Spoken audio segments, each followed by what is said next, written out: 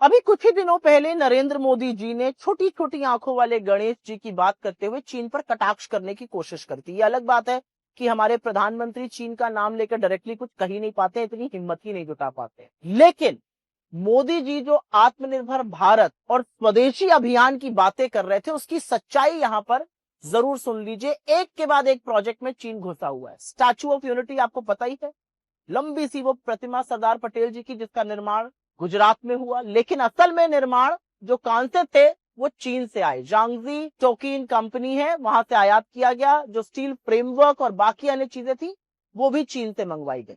करीब 3 साल पहले हैदराबाद में मोदी जी ने स्टैच्यू ऑफ इक्वालिटी का उद्घाटन किया था। ये संत श्री रामानुजाचार्य की 216 फीट ऊंची प्रतिमा है। इस मूर्ति का निर्माण चीन की एरोसन कॉर्पोरेशन ने किया था और मूर्ति के निर्माण के लिए चीन में कास्टिंग का काम किया गया और इस पूरी प्रतिमा को 1600 टुकड़ों में करके भारत लाया गया था। कुछ ही दिनों पहले मोदी जी ने हर घर तिरंगा एक अभियान चलाया था। आपको जानकर हैरानी होगी कि सैकड़ों करोड़ रुपए के तिरंगे चीन से बनकर भारत आए थे इस अभियान। फिर वंदे भारत, जिसकी बहुत ये लोग बात करते हैं, इस ट्रेन के लिए जो 4 व्हील्स की आपूर्ति है वो चीन की कंपनी ताइजोंग हांगकांग इंटरनेशनल लिमिटेड द्वारा की जा रही है। भारत की बुलेट ट्रेन परियोजना के लिए जो निर्माण के उपकरण है, जो चीजें हैं, जैसे ट्रांसपोर्टर हो गया, गैंट्री हो गया, फुल स्पैन लॉन्चर हो गया, ये भी चीन से लाया जा रहा है और इनकी कीमत लगभग 70 से 80 करोड़ प्रति यूनिट होती है। पीएम सूर्य घर मुफ्त बिजली योजना, इसके तहत भारत की जो सौर ऊर्जा परियोजना है और उसमें जो सोलर पैनल्स लगते हैं और इन्वर्टर्स होते हैं वो बड़े पैमाने पर चीन से लाए जा रहे हैं और ज्यादातर ये चीजें J solar, China solar, Canadian solar, China जैसी चीनी कंपनियों से आ रहे हैं। दिल्ली मेरठ आरआरटीएस जो तेजी से रेलगाड़ी चलती है, उसके तहत 5.6 किलोमीटर की लंबी सुरंग के निर्माण के लिए चीनी कंपनी शंघाई टनल इंजीनियरिंग को 1100 करोड़ से ज्यादा का ठेका दिया गया था।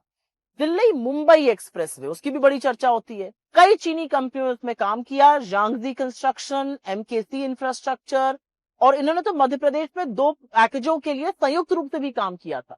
फिर मुंबई मेट्रो ए लाइन 5 जिसको कहते हैं, इसके लिए भी CRRC Dalian and Shanghai tunnel engineering limited जैसी कंपनी ने हजारों करोड़ रुपए का ठेका लेकर काम किया था। Mumbai trans harbour link, Modi ji गए थे उसका इनॉग्रेशन करने, आपको याद होगा। इस परियोजना में भी चीनी company China communication construction company CCC को बड़े स्तर पर काम मिला था।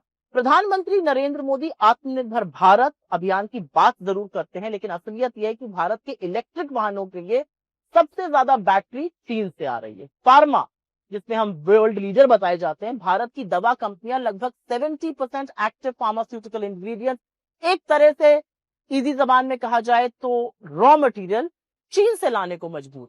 और यही नहीं, जिस मोबाइल फोन मैन्युफैक्चरिंग जो असल में असेंबली की जाती है हिंदुस्तान में, उसका डंका पीटते हैं ये लोग। ये नहीं बताते हैं कि ज्यादातर इक्विपमेंट उसमें से 80 से 90% इक्विपमेंट उसमें से रॉ ओईएम्स जो हैं वो चीन से आयात किए जाते हैं।